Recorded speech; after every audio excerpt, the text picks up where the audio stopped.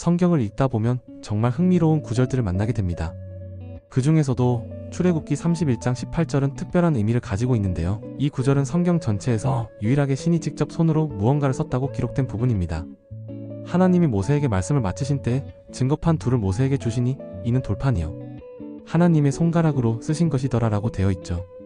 종교적 믿음을 떠나서 이 구절을 역사학, 고고학, 문학, 그리고 사회학적 관점에서 분석해보면 정말 흥미로운 이야기들이 나옵니다. 먼저 고대 근동지역, 즉 메소포타미아와 이집트 문명을 살펴보면 신과 인간 사이의 계약이나 법률을 돌에 새기는 것은 매우 일반적인 관행이었습니다. 가장 유명한 예가 바로 함무라비 법전인데 이것도 신이 왕에게 계시했다고 주장하지만 실제로는 인간이 만든 법률 체계였죠. 출애굽기의 이 기록도 같은 맥락에서 볼 수 있습니다. 당시 사회에서 어떤 규율이나 법률에 권위를 부여하는 가장 효과적인 방법은 그것이 신으로부터 왔다고 주장하는 것이었거든요.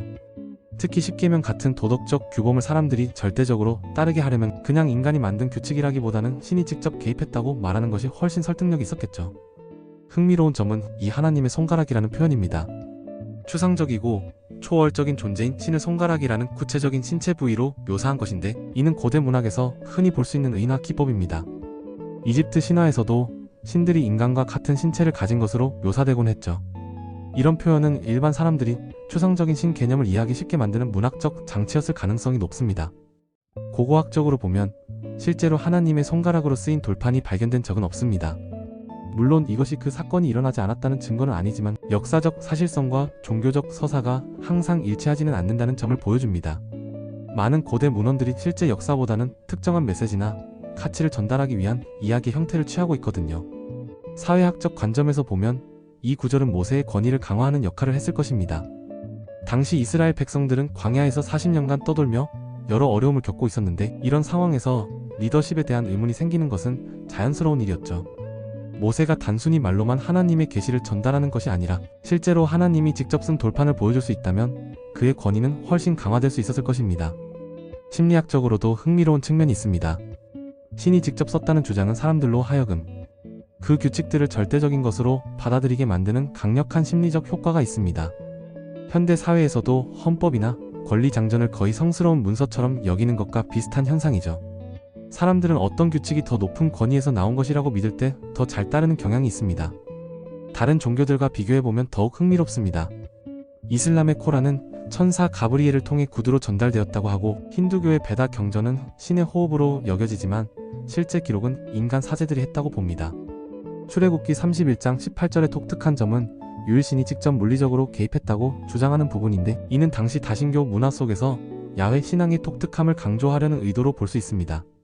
합리주의적 관점에서는 몇 가지 의문점들이 제기됩니다. 만약 신이 정말로 손가락이라는 신체를 가지고 있다면 이는 초월적이고 영적인 존재라는 일반적인 신 개념과 모순되지 않을까요? 대부분의 신학자들은 이를 은유적 표현으로 해석하지만 비종교적 입장에서 보면 이는 인간이 자신의 모습을 신에게 투영한 결과로 볼 수 있습니다. 또 다른 흥미로운 점은 성경의 다른 부분들과의 차이입니다.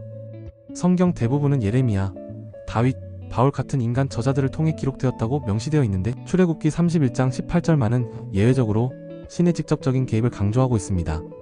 이런 예외적 강조는 십계명의 특별한 중요성을 부각시키려는 편집상의 의도로 해석할 수 있습니다.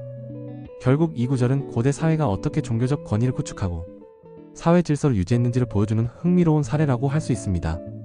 역사적 사실성 여부를 떠나서 당시 공동체가 통일된 가치체계를 만들고 지도자의 정당성을 확립하기 위해 사용한 서사적 전략으로 이해할 수 있죠. 이런 관점에서 보면 출애굽기 31장 18절은 단순한 종교적 기록을 넘어서 인류가 어떻게 권위를 만들고 사회적 합의를 이루어내는지를 보여주는 흥미로운 인문학적 자료가 됩니다. 종교적 믿음과 상관없이 이 구절은 고대 문명의 사회 구조와 권력, 메커니즘을 이해하는 데 도움을 주는 귀중한 텍스트라고 할 수 있을 것입니다.